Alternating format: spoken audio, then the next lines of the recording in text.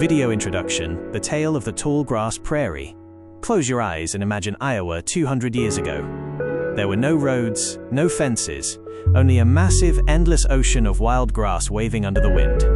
This was the frontier of the 19th century, a place where the earth held a secret deep within its roots. Back then, the soil wasn't the soft, dark dirt we see today. It was a thick, tangled mat of sod, so tough that the first wooden plows could barely scratch the surface. It was a time of heavy sweat, broken tools, and a relentless struggle to plant just a single row of corn. In this story, we are going back to those early days. We will uncover the forgotten methods of the pioneers and see how their hands slowly transformed the very texture of the land, turning a stubborn wilderness into the richest farming soil on the planet. This is the journey of Iowa's corn and the changing face of the earth itself. Chapter 1. The virgin sod and the wooden blade. The untouched wilderness. Before the year 1830, Iowa was not the organized grid of farms we know today. It was a massive ecosystem of tallgrass prairie. Imagine grass so tall, some species reaching 10 to 12 feet, that a man on horseback could disappear within it. The soil beneath this grass was a complex masterpiece of nature, built over thousands of years. It was called virgin sod because the roots of the prairie grass went down 15 feet into the earth. The surface was a tight, woven carpet of organic matter. It was beautiful, but for a 19th century farmer, it was an impenetrable wall. The first settlers and the irony of abundance. The first pioneers arrived with high hopes but very basic tools. They brought breaking plows made of wood, with a small iron share. They expected the soil to be soft like the forests of the East or the lands of Europe. Instead, they found a texture that was almost like rubber. When the wooden plow hit the Iowa sod, it didn't slice through, it bounced off. The roots were so thick that they made a loud, snapping sound, like a pistol shot, when they finally broke. This was the first major realization for the farmers. The very richness of the soil, the black gold, was protected by a natural armor that their technology couldn't handle. The texture of the 1800s. Let's talk about the texture of that early soil. It was heavy. It wasn't the loose, crumbly dirt we see in modern gardens.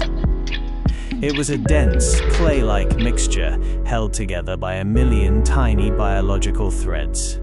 Because it had never been tilled, the soil was incredibly high in carbon. It was spongy and could hold massive amounts of water. However, this also meant that in the spring, the fields were massive swamps of mud. The pioneers' boots would get stuck, their oxen would sink to their knees, and the wooden plows would get clogged. The soil was so sticky that the farmers had to stop every few yards to scrape the mud off the plow with a wooden paddle. The toil of the corn planter. In these early days, corn wasn't planted in perfect rows by machines. It was a manual, exhausting process. After breaking a small patch of sod, which could take an entire day just for 1 acre, the farmer would use an axe to chop a hole in the tough root mat. They would drop 3 or 4 kernels of flint corn or dent corn into the hole and stomp on it with their heel.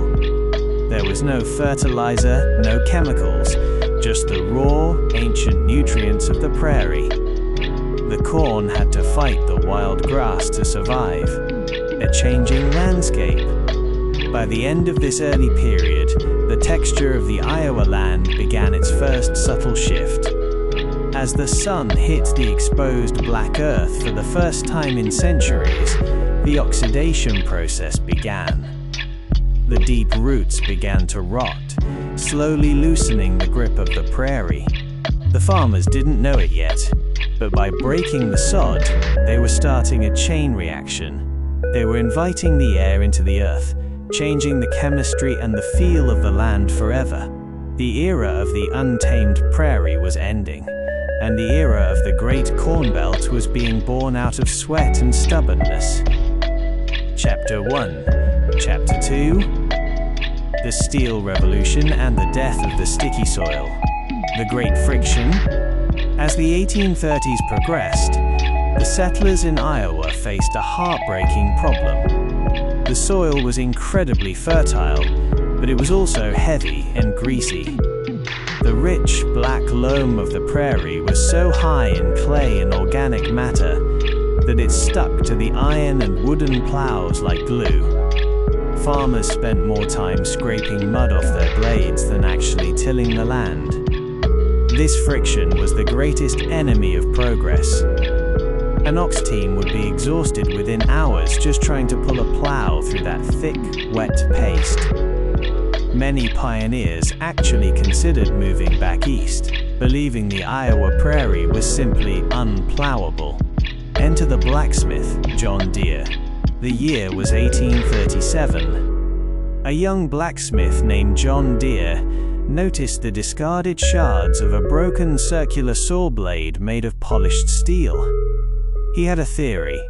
If the soil stuck to iron because iron was porous and rough, perhaps it would slide right off a highly polished, hardened surface. He fashioned the first steel plow.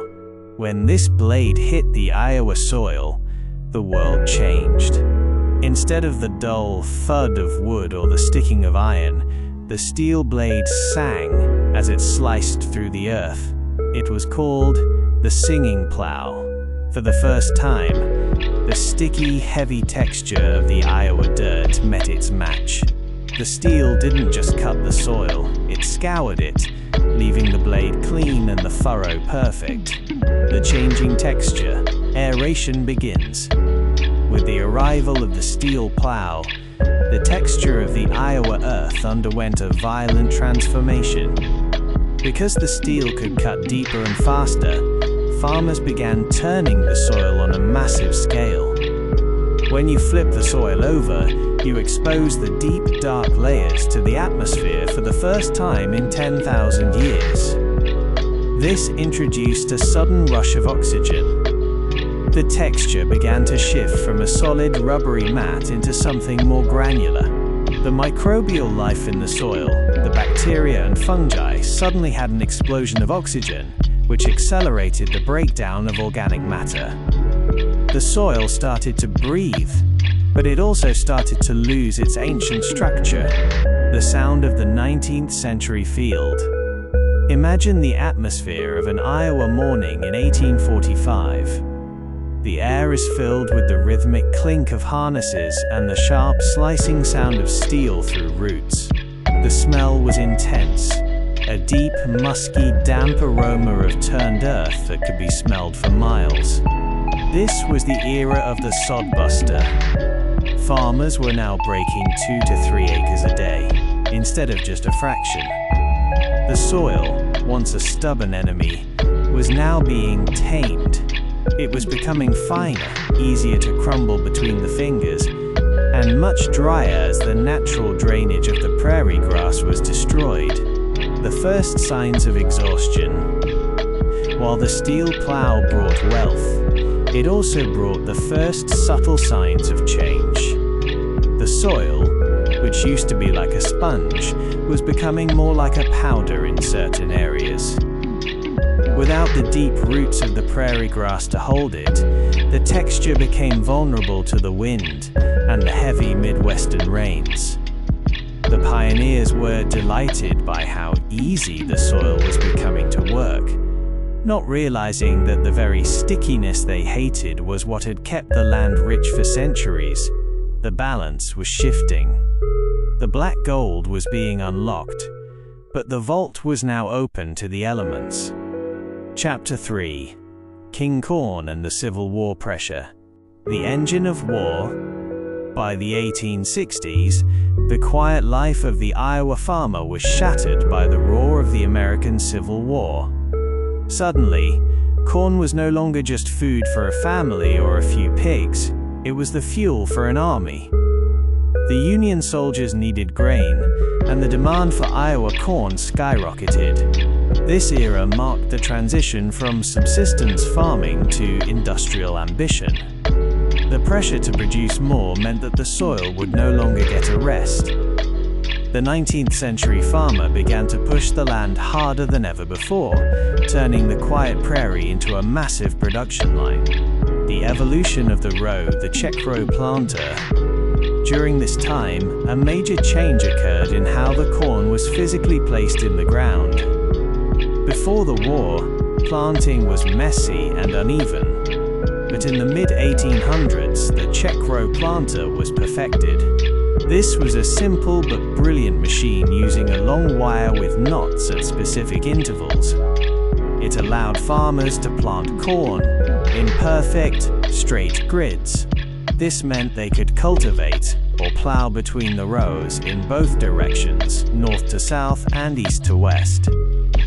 While this was great for killing weeds, it had a hidden impact on the soil. The constant stirring of the earth between the rows started to break down the soil's physical structure even further. The texture shifts from sponge to sand. Let's look closely at the dirt.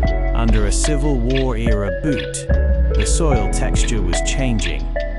The constant tilling and double-way cultivation were breaking the peds, the natural clumps of soil. The soil was losing its organic glue. As the farmers removed the corn stalks or let cattle graze them to the bone, they weren't putting enough organic matter back into the ground. The texture was becoming finer. While fine soil is easy to plant in, it is also dangerous. It loses its ability to soak up water like a sponge. For the first time, Iowa farmers started seeing crusting on the surface after a rain, a hard baked layer that young corn sprouts struggled to break through. The thirsty crop, corn's hunger. Corn is a heavy feeder. It breathes life from the nitrogen and minerals stored in the earth. In the 1860s, farmers didn't have chemical fertilizers. They relied entirely on the natural fat of the land. Because the soil was so rich, they thought it would last forever. They began the practice of monocropping, planting corn in the same field year after year. The texture of the soil began to feel tired. It was becoming less dark, shifting from a deep midnight black to a slightly lighter gray-brown as the ancient carbon was burned away by the sun and the plow. The landscape of 1865. By the end of the war, the Iowa landscape was unrecognizable. The tall grass was almost gone, replaced by a rigid, geometric grid of corn. The horses and oxen were being worked to their limits, and the texture of the farming life had changed from a lonely struggle to a high-stakes business. The soil was now a servant to the crop. It was being squeezed for every drop of nutrition it possessed. The pioneers were winning the battle of production, but they were unknowingly beginning a long-term debt with the earth, a debt that would take decades to understand. Chapter 3, Chapter 4, Steel Rails and the Hunger of the Grain Elevator. The Iron Horse arrives. By the 1870s, a new sound echoed across the Iowa plains, the piercing whistle of the steam locomotive. The railroad was the final piece of the puzzle. Before the tracks were laid, a farmer could only grow as much corn as he could sell locally or feed to his livestock. But now, the entire world was his market. The railroad changed the farmer's psychology. The goal was no longer just survival, it was volume. More corn meant more money, and more money meant more land. This expansion fever put the Iowa soil under a microscope. Every acre of prairie that remained was quickly slashed and burned to make way for the Iron Horse's cargo. The rise of the grain elevator. With the trains came the vertical grain elevator, those iconic wooden towers that began to dominate the Iowa skyline. These were the giant lungs of the Midwest, breathing in millions of bushels of corn and exhaling them toward the cities of the East and the ports of Europe. Because the elevators required a standardized product, farmers started focusing on specific varieties of corn that could travel long distances without rotting. This led to standardized farming. The soil was no longer treated as a living ecosystem. It was treated like a floor, a flat surface upon which a factory was built. Soil texture, the impact of heavy machinery. As production increased, so did the size of the equipment. The 1870s saw the introduction of heavier iron harrows and multi-row cultivators. For the first time, we begin to see a new problem in the texture of Iowa's dirt: compaction. The weight of heavy horse teams and iron machinery, passing over the same rows repeatedly, began to pack the earth. The deep, airy sponginess of the original prairie soil was being crushed.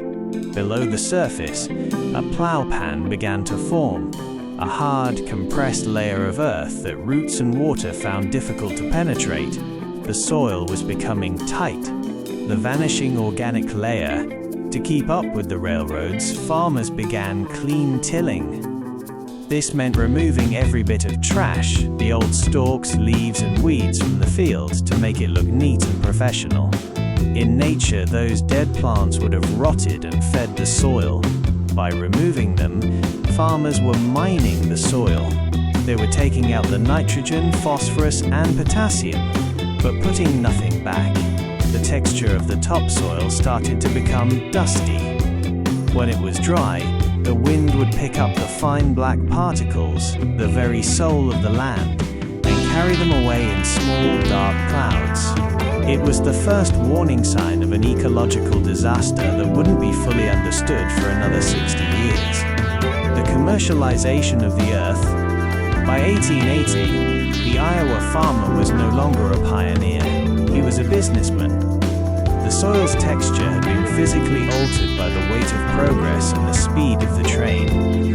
The black gold was still producing, but it was becoming thinner. The rich, chocolatey smell of the early 1800s was being replaced by the smell of coal smoke and dry dust. The land was being pushed to its absolute limit to feed a growing nation. And the very foundation of Iowa, its deep, dark crust, was beginning to feel the strain of the world's hunger. Chapter 5. The Veins of the Earth. The Drainage Revolution. The hidden swamp.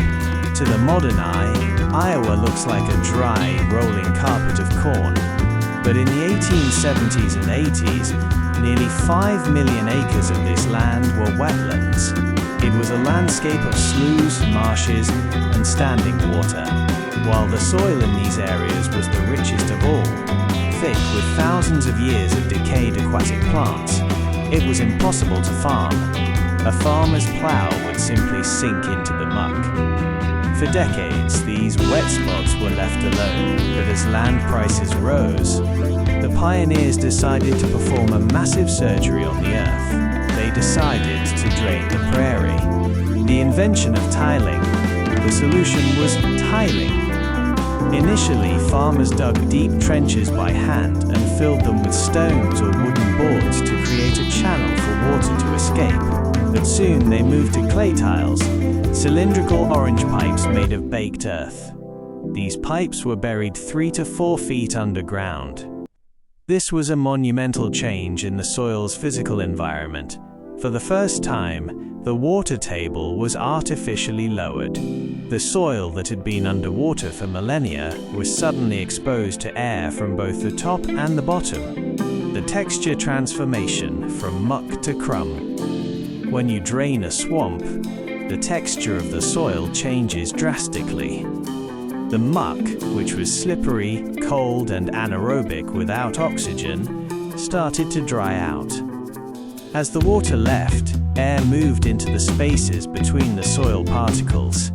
This process created a crumbly texture that was perfect for corn roots. Corn hates wet feet. It needs oxygen to grow. By installing these clay veins, farmers turned wasteland into the most productive corn ground on the planet. The soil became warmer because dry soil heats up faster in the sun than wet soil, allowing for an earlier planting season. The cost of the dry earth. However, this victory came with a hidden price. the texture of the soil began to shrink. As the organic matter in the wetlands dried out and met the air, it began to decompose at a rapid, unnatural speed. This is called soil subsidence. In some parts of Iowa, the ground level actually dropped several inches or even feet over the decades. The sponginess was disappearing. The natural filtration system of the prairie, where marshes cleaned the water, was replaced by a plumbing system that sent water and topsoil rushing into the creeks and rivers. The 1880s landscape, a man-made flaw. By the late 1880s, the Iowa landscape had been rewired. Below the rows of corn lay thousands of miles of clay pipes. The texture of the land was now controlled. It was no longer a wild, breathing wetland. It was a regulated platform for production. The farmers were proud. They had conquered the water, just as they had conquered the grass and the sticky mud. But by removing the water so efficiently, they were making the soil more brittle. The land was becoming more dependent on regular rain, as its natural ability to hold deep reservoirs of water had been drained away through the orange clay pipes. Chapter 6. The Four-Legged Factory, the Livestock Empire. The Corn Hog Connection. By the late 1880s, Iowa farmers faced a logistical challenge. Growing corn was easy, but transporting heavy grain was expensive. They realized a simple truth. It was cheaper to condense the corn. How? By feeding it to hogs and cattle. This turned the Iowa farm into a factory on four legs. Corn was converted into meat, and meat brought in higher profits. This shift turned Iowa into the hog capital of the world. But more importantly, it changed the biological texture of the soil once again. The return of the nutrient manure. For the first time since the prairie was broken, something was being returned to the earth. With thousands of animals on the farm, manure became the farmer's best friend. The application of animal waste changed the soil's feel. It added back the organic matter that clean tilling had stripped away. The soil became richer in a different way. It was darker and had a more pungent, earthy smell. This organic glue helped the soil particles stick together again, temporarily fighting the dustiness we saw in earlier chapters. The texture of the barnyard and the field. However, the livestock empire brought a new kind of physical change, hoof compaction. In the winter and early spring, cattle and hogs were often kept in smaller feedlots or allowed to roam the cornstalks. The weight of thousands of heavy hooves pressing down on wet, thawed ground created a puddled soil texture. The earth became like concrete. When the sun dried these areas, the soil turned into hard, impenetrable clods that were nearly impossible to break with a plow. The texture was becoming a patchwork, soft and rich in some areas, but hard and dead in others. The clover rotation. To feed the livestock, farmers began planting red clover and alfalfa in rotation with their corn. This was a massive win for the soil. These plants are legumes, meaning they have a magical ability to take nitrogen from the air and fix it into the soil texture through their roots. When a farmer plowed under a field of clover, the soil texture became incredibly soft and loamy. It felt like a sponge again. This was the golden age of soil health in the 19th century. A brief moment of balance where the animals, the crops and the earth worked in a nearly perfect circle. The 1890s, a fragile balance. By the mid-1890s, the Iowa farm was a bustling, diverse ecosystem. The smell of the air was a mix of clover, manure and fresh turned earth. The soil was at its peak managed fertility, but this balance was fragile. As the population grew and the demand for meat increased, the pressure to produce more corn to feed more animals began to tilt the scales. The circle was starting to speed up, and the soil was about to enter the most intensive era of its history, the turn of the century. Chapter 7. The Tired Earth. The 1890s and the Crisis of Fertility. The Myth of Inexhaustibility. For nearly 70 years, the pioneers of Iowa believed in a dangerous myth that the black gold of the prairie was infinite. They thought that no matter how much corn they planted, the soil would never run dry. But by the 1890s, the earth began to speak back. The yields, which had been legendary for decades, started to stutter. The corn stalks were shorter, the leaves were a paler green, and the ears were no longer the giant trophies they once were. The soil was mined out. The 19th century farmer had spent the natural capital of the land, and the bill was finally coming due. The chemical shift from organic to mineral. In this era, the texture of the soil underwent a silent chemical transformation. As the organic humus disappeared, the soil lost its dark, chocolatey color and turned a dusty gray. To fight this, farmers began looking for miracle cures. This was the birth of early commercial fertilizers. They started using Chilean nitrates and phosphate rock. When these minerals were added, the soil texture changed. It became brittle. While the plants grew faster, the soil itself became like a drug addict. It needed more and more chemicals just to produce the same amount of corn. The natural biology of the earth, the worms and the microbes, was being replaced by a laboratory formula, the hard pan and the loss of breath. Because the farmers were using heavier iron machinery and planting the same crop year after year, a new phenomenon appeared, the plow pan. Just below the surface, at the exact depth where the plow blade always traveled, the soil became compressed into a layer as hard as stone. This hard pan prevented water from soaking into the deep earth and stopped corn roots from reaching the nutrients below. The soil could no longer breathe. In a heavy rain, the water would sit on the surface, turning the field into a lake, and then, as it dried, the surface would crack like a desert floor. The scent of a dying prairie. The old settlers, now grandfathers, noticed a change in the very air of Iowa. The rich, sweet, yeasty smell of the freshly turned prairie was gone.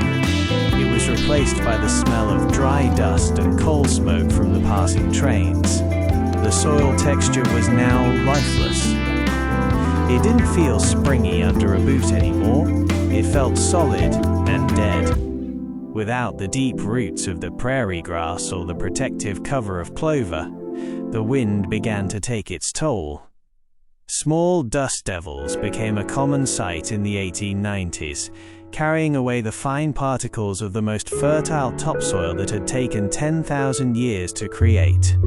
The birth of the scientific farmer. By the close of the 19th century, the era of the uneducated pioneer was over. Agricultural colleges, like Iowa State, began to rise. They started teaching soil science. Farmers began to realize that they weren't just growers, they were stewards. The texture of the soil was no longer something to be conquered, it was something to be healed. As the 1800s ended, the Iowa farmer stood at a crossroads, continue to mine the land until it turned into a desert, or find a new way to work with the earth. Chapter 7. Yahan conclude Hota He. Chapter 8. The Weight of Giants, Steam Power and the Early Tractors. The end of the horse-drawn era. As the 1890s transitioned into the early 1900s, a new sound began to drown out the neighing of horses. It was the heavy, rhythmic chugging of the steam traction engine. These were the grandfathers of the modern tractor, massive iron-wheeled giants that weighed several tons. For the Iowa farmer, this was a dream come true. One steam engine could pull a gang plow with 6 or 8 blades, doing the work of 20 horses in half the time. But while the farmer saw efficiency, the soil felt a new kind of pressure. The physical impact, deep compaction. The texture of the Iowa soil had never experienced weight like this. A team of horses distributes its weight through its hooves, but a steam engine concentrates thousands of pounds of iron onto the earth. This led to deep compaction. The soil particles were crushed together so tightly that the pore spaces, the tiny pockets of air and water, were literally squeezed out. Under these giant wheels, the soil turned from a breathing sponge into a solid brick. Farmers noticed that where the heavy wheels had passed, the corn grew stunted and yellow, unable to push its roots through the hardened earth. The shearing of the soil. With the power of steam, the speed of plowing increased. When a plow moves slowly, it lifts and turns the soil gently. But these new mechanical giants pulled the plows with such force that they sheared the soil. This mechanical shredding broke down the natural structure of the dirt even faster. The soil began to lose its crumb, becoming more like a fine powder. In the world of soil science, this is known as losing aggregate stability. To the naked eye, the field looked smooth and perfect, but biologically, the soil was being pulverized into dust. The thirst for fuel, these early machines were hungry. They required massive amounts of water and coal or wood. This meant more traffic across the fields. Wagons carrying water and fuel followed the engines everywhere. This constant traffic on the fields further damaged the soil texture. The black gold was being trampled. The 19th century ideal of the gentle farmer was being replaced by the operator. The relationship with the land became less about feeling the soil and more about governing it with iron and fire. The first gas tractors, by the very end of this era, the first gasoline-powered tractors began to appear.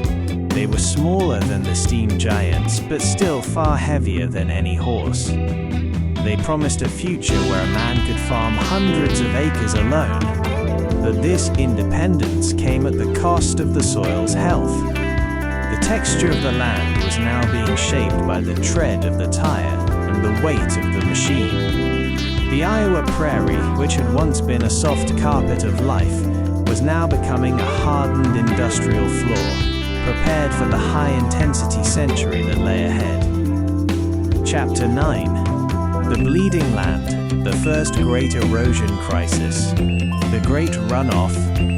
By the late 1890s, the physical character of Iowa's soil had been fundamentally broken. For decades, the land had been tilled, turned, and trampled. The natural blue of the prairie grass was gone. Now, when the heavy Midwestern thunderstorms hit the fields, the water no longer soaked into the earth. Instead, it stayed on the surface, gathered speed, and began to wash the black gold away. This was the beginning of sheet erosion.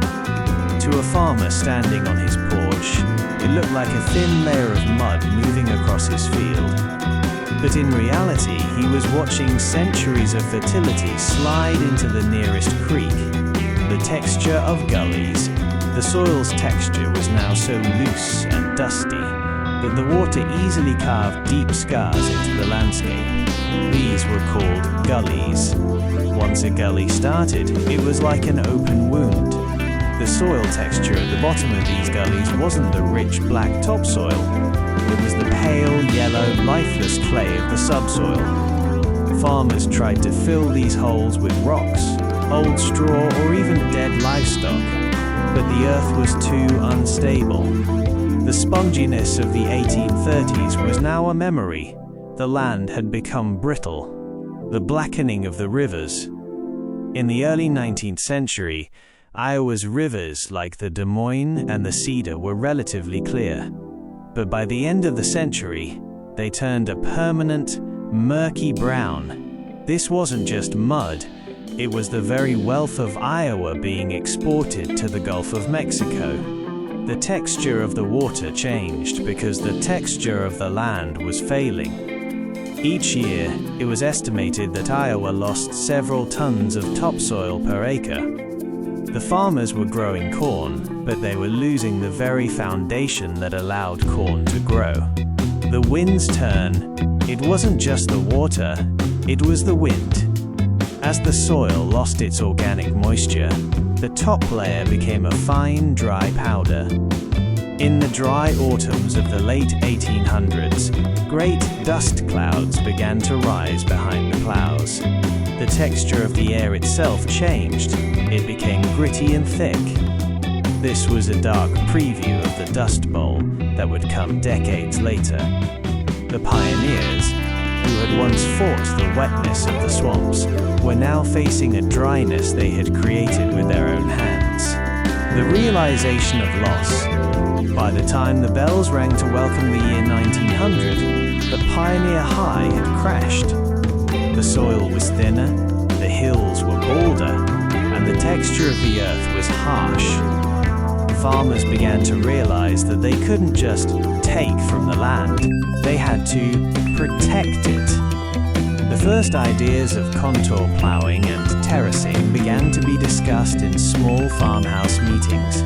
They finally understood that if the soil died, the dream of Iowa would die with it. The black gold was bleeding, and it was time to stop the flow.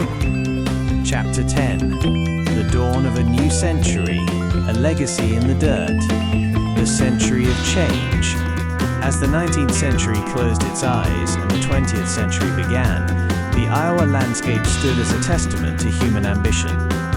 In just 100 years, a wild, impenetrable prairie had been tamed into a geometric grid of gold. But the cost of this transformation was written deep in the texture of the earth. The black gold that the pioneers first found was no longer a wild gift. It was now a man-made masterpiece and a man-made tragedy. The transformation recap. Let's look at what happened to the soil over those 10 decades. The 1830s. The soil was a dense, rubbery mat of roots, holding water like a giant sponge. The 1850s. The steel plow sliced that mat open, introducing oxygen and starting the breakdown of ancient carbon.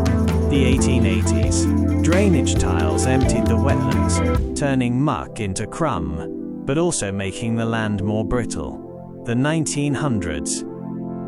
The soil had become a fine, dusty powder in many places, compressed by heavy machines and thirsty for the chemicals that were about to define the next century.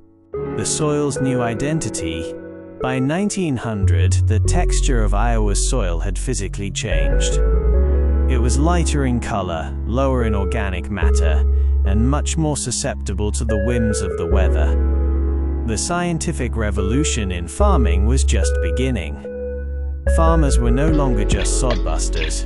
They were becoming soil managers. They had learned that you cannot treat the earth like a mine. You must treat it like a bank. If you don't make deposits, you cannot make withdrawals. The invisible roots. Even though the tall grass was gone, its legacy remained in the deep, dark layers of silt and loam that still made Iowa the most productive place on Earth. The 19th century farmers had left behind a double-edged sword, a massive agricultural infrastructure that could feed millions, but an ecosystem that was now permanently dependent on human intervention. The eternal echo. The story of Iowa's corn is more than just a story of a crop. It is a story of the soil. It's a story of how the very texture of our planet can be altered by the hands of a few generations.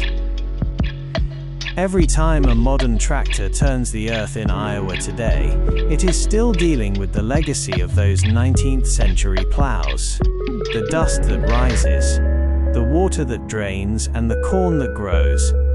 All of it echoes the sweat and the struggle of the 1800s. Conclusion. A message to the future. The 19th century taught us that the earth is resilient. but it is not invincible. As we look back at the growth of corn in Iowa, we see a reflection of ourselves, our hunger, our ingenuity, and our impact. The black gold remains, but it is now a fragile treasure. The story of the soil is never truly finished. It is a long, slow conversation between the farmer and the field, a conversation that continues to this very day.